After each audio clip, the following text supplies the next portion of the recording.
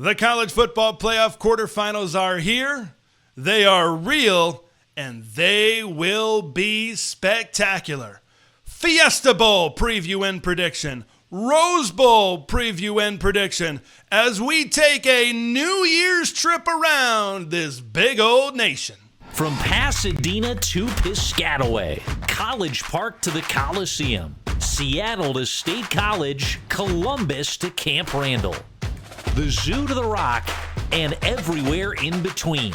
This is where Big Ten fans gather to talk America's premier national conference with your host, Big Ten Ted. All Big Ten, all year long. This is Big Nation. Happy New Year, everybody, and welcome to one of the most anticipated Big Nations of the year. The Big Ten Conference started the 12-team college football playoff with 4 teams. We are down to 3. There is a guarantee that at least one Big Ten team will make it to the semifinals. Maybe even 2 will make it to the college football playoff semifinals when all is said and done. This is the best time of the year for me. I love the new year. It is a college football day. It has always been a college football day. It will always be a college football day. Folks, we are going to ring in the new year with a fiesta. That's right, the Fiesta Bowl, 7:30 p.m. Eastern on ESPN.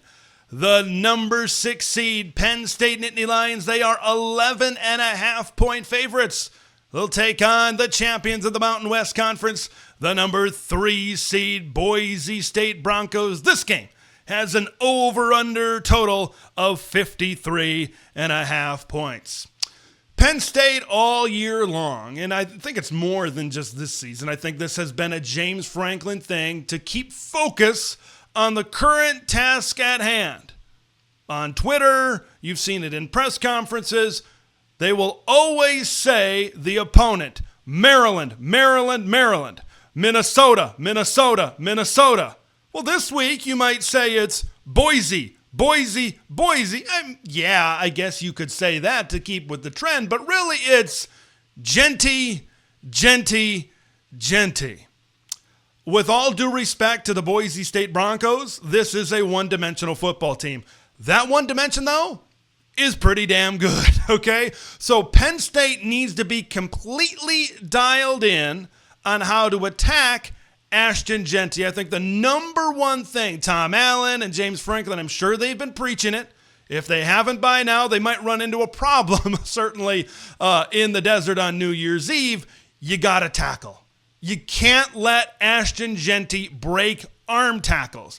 You need to tackle with your body. He's going to run through arms, so you need to make sure you bring Ashton Jeanty to the ground. If he seeks out contact like he likes to do, if he continues to break tackles, that continues to build the momentum that he has against this Penn State team.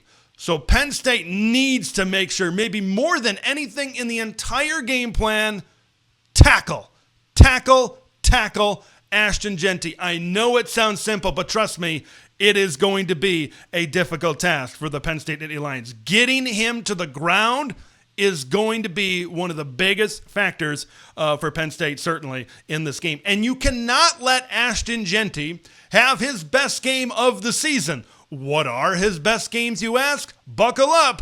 These numbers are about to get real big. How about to start the season at Georgia Southern on August 31st? A 56-45 win, by the way, for the Broncos. 20 carries, 267 yards, and 6 touchdowns. How about just a few weeks later on September 28th, a home game against Washington State where Boise State won 45-25. 26 carries, 259 yards, and 4 touchdowns. Look, I think Ashton Jeanty can run for like 220 yards and 2 touchdowns, and Penn State can still win comfortably. But Penn State, you can't live on that world. You can't dance on that tightrope.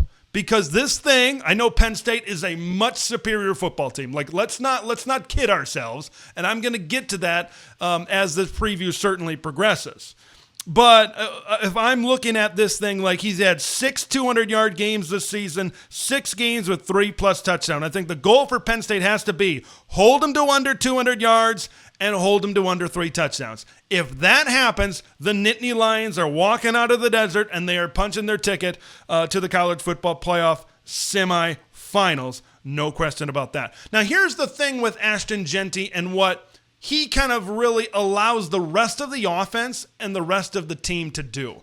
Because the thing is, I think the reason why Boise State has been able to get to this height is because, obviously, of Jeanty and his ability, because it takes so much pressure off of the rest of the team. Like, you've looked at down the stretch, Boise State has played some tight games against some teams that in the Mountain West that obviously aren't nearly on the level of a Penn State.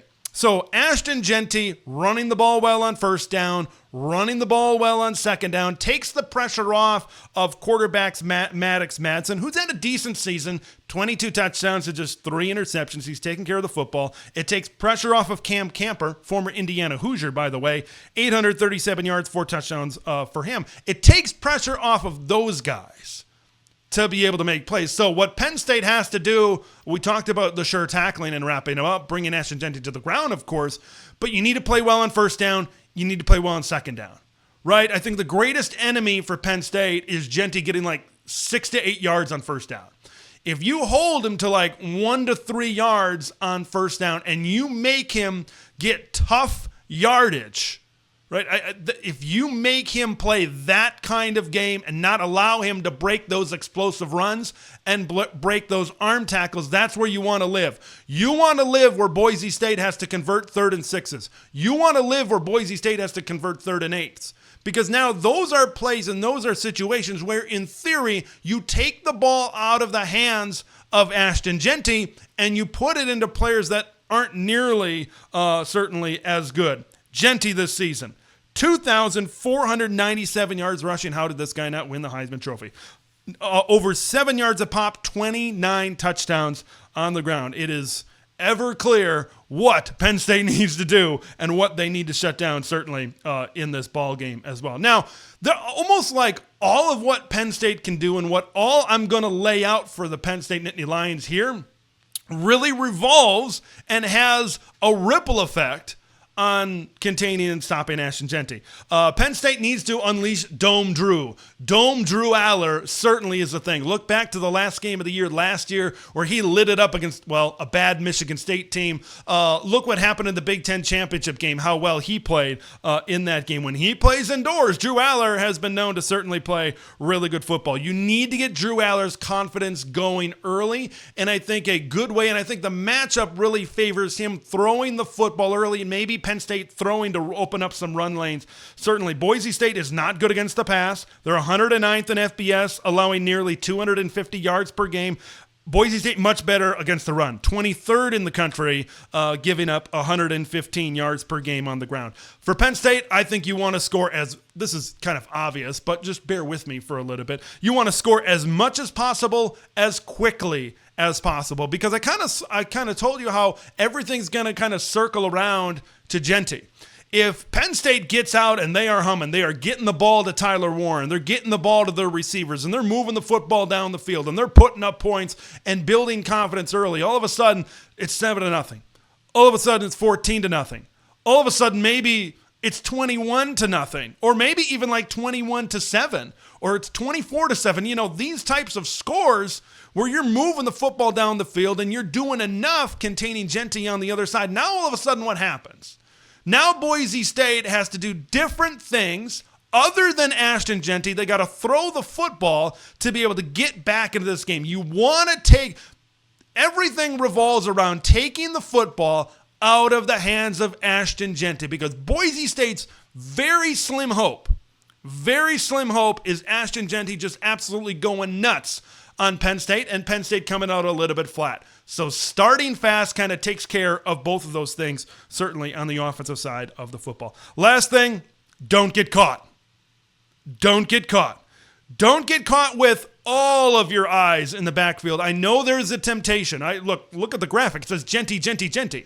Right? And look what I talked about in the first segment of this preview. But don't get caught with all of your eyes in the backfield. Certainly, I know there's going to be a temptation to do so. I think Boise State's going to take shots because I think Boise State is entering this game knowing Penn State is just going to be so focused on stopping the run. They're going to be so focused on stopping Ashton Jeanty in this game. Maybe we use a little bit of reverse psychology and take some shots early in this game to maybe mess with their minds a little bit, right? And say, we didn't expect Boise State to come out throwing in this game. This is a game for Boise State where they are going to certainly put it all out on the table. Penn State, don't get caught reading your press clippings. Don't get caught listening to people that say this is going to be an easy game. This guy. Don't get caught reading that and maybe come out expecting something to be given to you, because nothing is going to be given to you, certainly at this point in the season. And don't get caught overlooking a team where this is their Super Bowl. This is Boise State, and this is the Fiesta Bowl, for God's sake. They are going to throw out all the trick plays just like it's 2007. They're going to throw out the Statue of Liberty. They're going to throw out the hook and ladder, man. Might be nostalgia all over again. I would expect trick plays. I would expect them to pull out all of the stops to make Penn State as uncomfortable as possible early on in this game. If Penn State just plays disciplined, if they just don't get caught where their eyes where they shouldn't be, or their ears listening to people that they shouldn't be listening to, they're going to be fine, and they're going to win by a comfortable margin. Speaking of that margin, let's talk about what the margin where I think it's going to be. Fiesta Bowl prediction, folks. I've got Penn State 35 and Boise State 17. I think the Nittany Lions can certainly score the ball in this game. I think Drew Aller can move the ball on this Boise State defense. Look, I think Ashton Jeanty, it's going to be tough. What happens when Penn State's defensive line, who's really good at, what happens when Abdul Carter and Zane Duran and Denai Dennis Sutton shed blocks, right? And Boise State isn't able to block Penn State up front. What's going to happen at that point where now Jeanty's got to find a way to get rid of two or three of these guys in the backfield? I think that's where things get a little bit dicey. It would not surprise me to see this game like 35-10 and you get a garbage time touchdown for Boise State. Yes, I understand Jeanty might be a generational running back in all of college football. His numbers are absolutely insane. Penn State's got a team. Boise State's got a player. Penn State gets the job done in the desert in Glendale, Arizona, and punches their ticket to the College Football Playoff Semifinals. Let's move on to the granddaddy of them all. And man, this is the granddaddy of all granddaddies. It is games. It is matchups like this that make me miss old Keith Jackson on the call of the Rose Bowl. The stage is big and the field is fast in Pasadena, under the shadows of the San Gabriels. Boy, it is a voice that I remember for all of my childhood growing up, and it was a big game on New Year's Day like this. You look forward to Keith Jackson certainly calling that game, but I guess we'll have to settle for Chris Fowler and Mr. SEC, Kirk Herbstreit. Well, these are two of the best teams in the country, folks, meeting up in the best setting in our sport. Rose Bowl, Pasadena, New Year's Day. This is what college football is all about. And this is a textbook definition of a matchup game. There are NFL players all across this beautiful football field down in Southern California. There are going to be future Pro Bowlers. There are going to be future Super Bowl champions playing on this field. And when you have this type of matchup, when you have this type of talent, it's all about execution. It's all about execution. It's all about, who can convert on a third down, who can get to the corner faster on a route, the defensive back or the wide receiver. Can a pulling guard get there and kick out a linebacker in time? It's all about pinpoint execution. Who executes better certainly could very well determine who is advancing to the semifinals. And here's the thing about the Rose Bowl. Here's the thing about Pasadena. Pasadena elevates your performance to another level because of the history, because of the tradition, because of all eyeballs on you. It's just the scene, everything about the Rose Bowl over the years has brought up the performance, certainly, of all the teams that have played on it. Since 2001, that's 23 games, the winner of the Rose Bowl has scored less than 30 points just 8 times.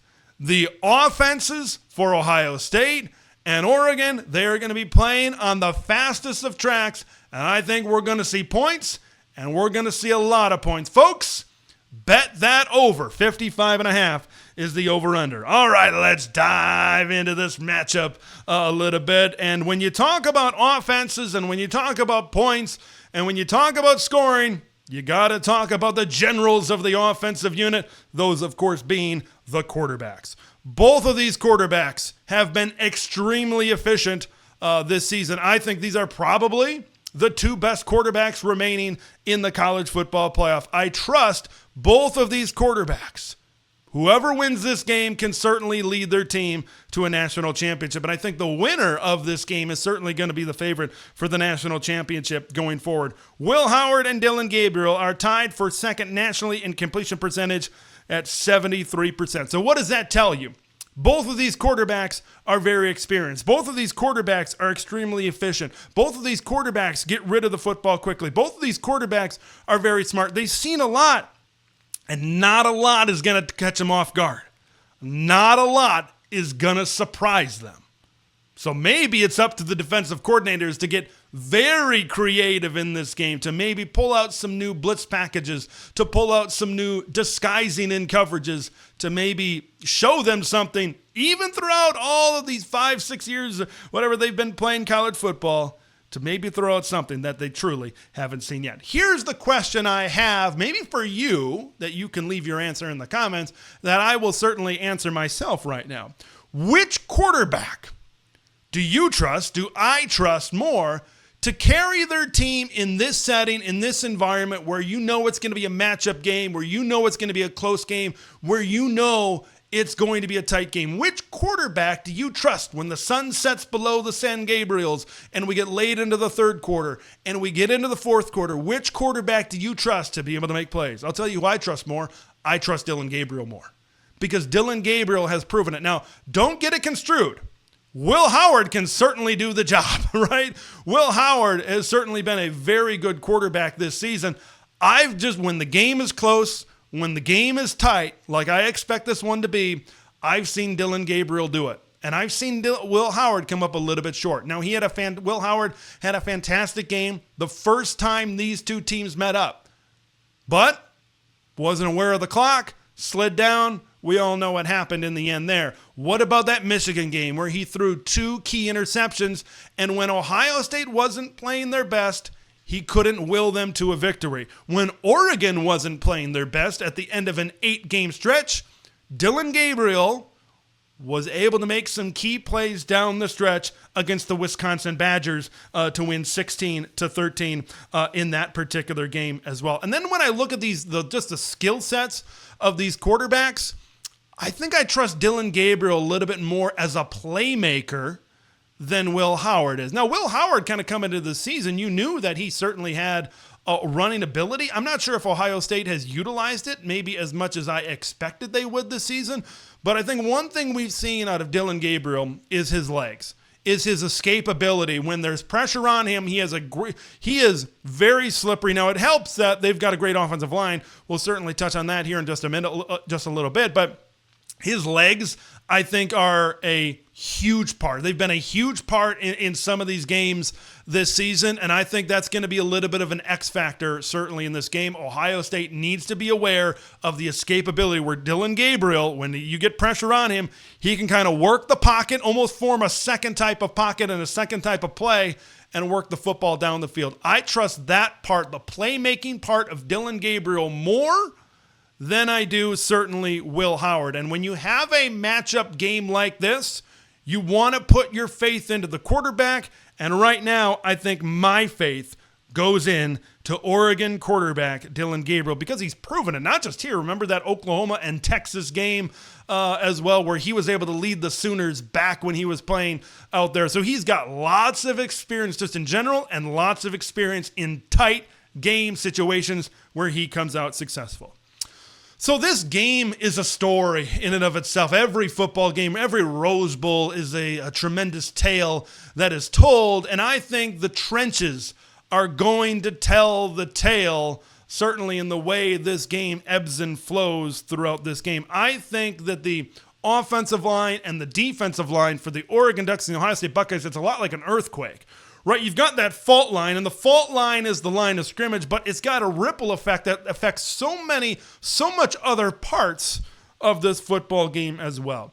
Let's start first and talk about Oregon's offensive line against Ohio State's defensive line. Look, Oregon has allowed the least amount of sacks in college football this season. When Oregon has faced off against the top defensive lines this season, like when they faced Penn State, when they faced Ohio State, they were pretty against Michigan as well. But specifically the Buckeyes and the Nittany Lions, Oregon has combined 1 sack allowed in both of those games. There was a half a sack from a couple of guys on Penn State this season. So, and then you look at Ohio State. I know JT Tuimoloau and Jack Sawyer, they've got maybe a lot of press on their name. But I tend, when I look at this specific matchup, I think that's a matchup that favors the Oregon Ducks. Like if Oregon can once again, like they allowed 0 sacks against Ohio State back on October 12th. If that happens again, I think Oregon wins a football game. Like, plain and simple. I think it's very, like, and like we said, there's a little bit of a ripple effect that certainly comes off of this as well. Dillon Gabriel has proven when he's got time to throw back there, and there are time for routes to develop down the field, the receivers and the athleticism and the explosiveness on the perimeter, it's just too much. It's just too much for corners, for Denzel Burke, for Davis and Igbinosun and company to hold that coverage for 2 seconds, for 2.5 seconds, to 3 seconds, right? For all of that time down the field. Tez Johnson, I don't know who can cover Tez Johnson, right? His speed and his quickness and his athleticism. Penn State sure had a tough time covering Tez Johnson. He had 11 catches, over 180 yards in that Big Ten championship game. And you saw the explosive plays that Oregon was able to make against Ohio State in the very first game. And I think that all starts with the protection. It all starts with Dillon Gabriel having all of that time to throw. Once again, this has got a ripple effect. So Ohio State needs to find a way to get Dillon Gabriel and this offense out of rhythm.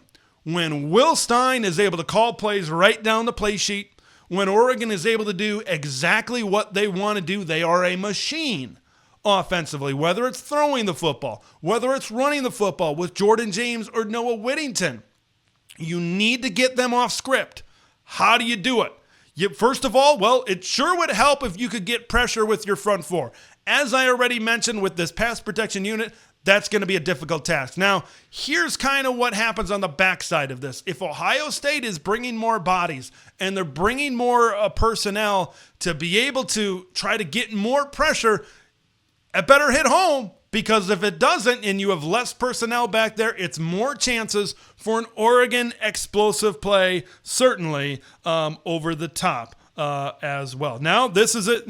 Here's the thing. Since that Oregon game, Ohio State has been playing a lot better, I think, on defense. Now, the competition hasn't exactly been outstanding outside of Penn State. Since the Oregon game, that's 7 games, Ohio State has not allowed a single passing touchdown.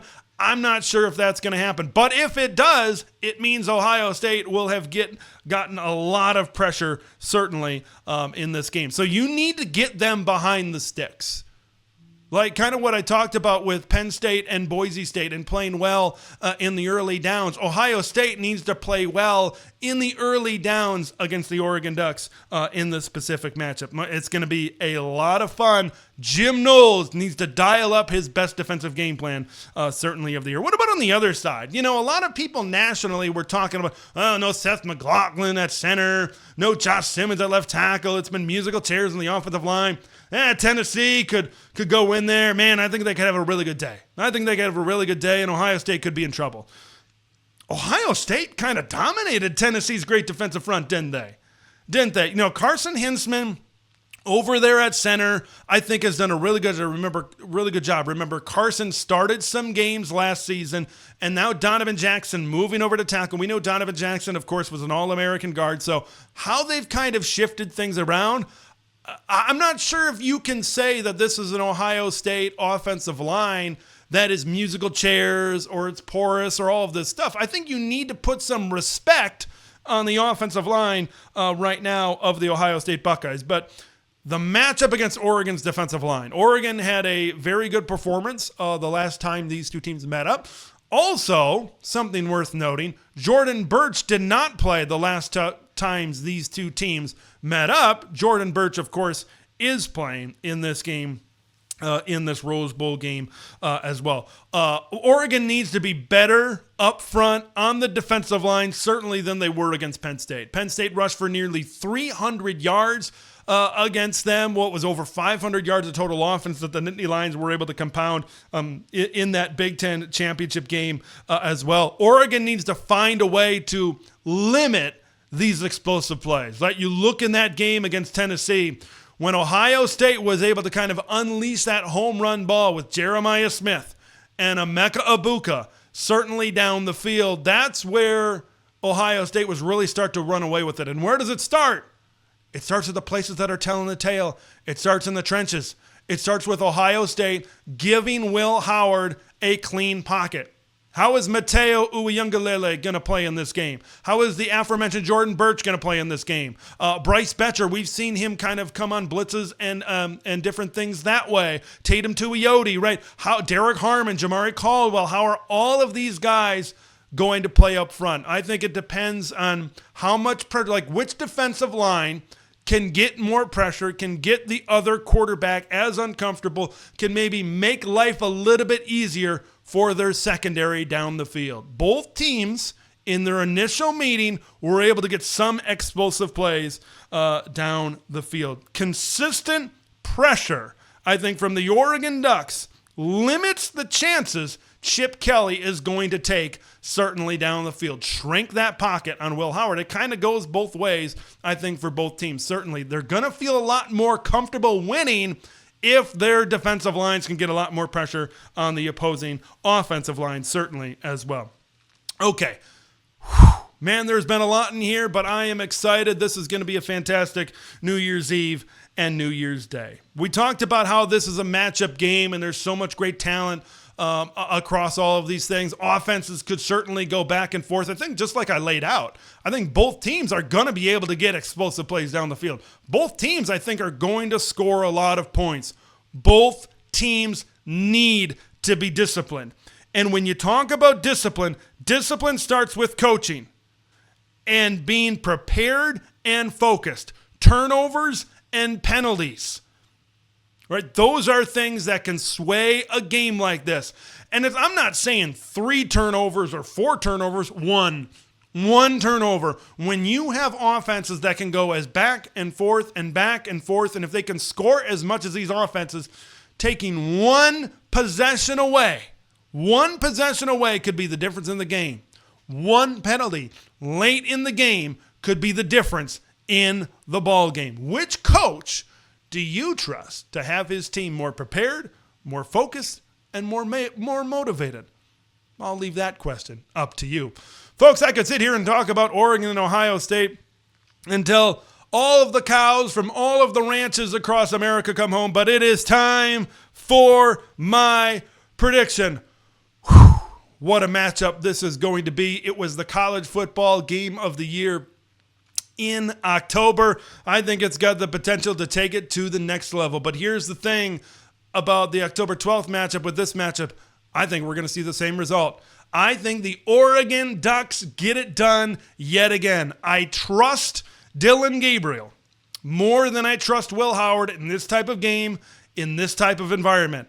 I think I trust Dan Lanning more than I trust Ryan Day in this type of game, to have his guys ready to play, to be disciplined, all of that type of stuff. And here's one thing that maybe flies a little bit under the radar.